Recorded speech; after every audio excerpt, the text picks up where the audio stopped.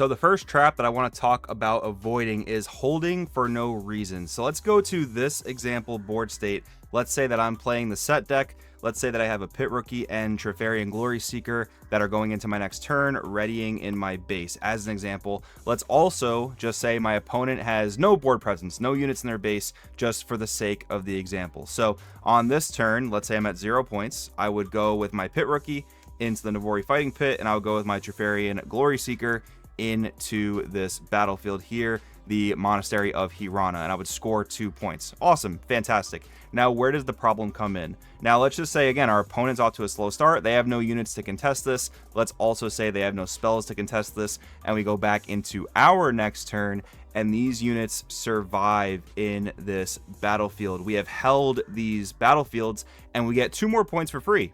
That's awesome. Where is the problem? The problem is holding for no reason. So what I mean by holding for no reason is we can leave these units in this battlefield with the potential of holding for an additional turn.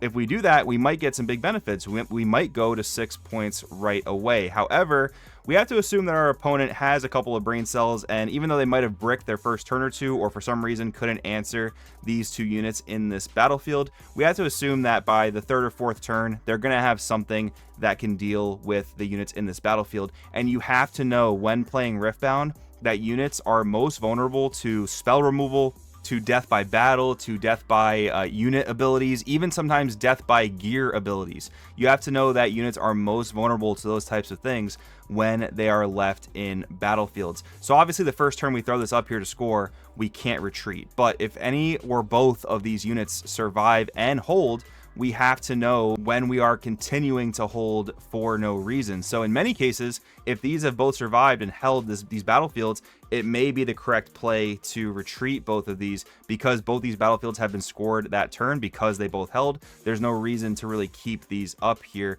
in a lot of cases. Now, I say a lot of cases because there are going to be key matchups and key moments where you do want to actually keep these up here, or different units. Again, these are just examples. You're going to come across thousands of different combinations of cards, combinations of board states where it's going to be correct or incorrect to hold or to retreat. But this is something that I want you to be thinking about when you're playing your games of Riftbound and just getting a feel for the competitive landscape. So at a baseline level, keeping these here just for the sake of holding is not automatically correct. However, let's talk about some situations where it could be correct to keep these up here and hold, even though they've already scored the battlefield this turn. When would we not really want to retreat these units? Some examples of matchups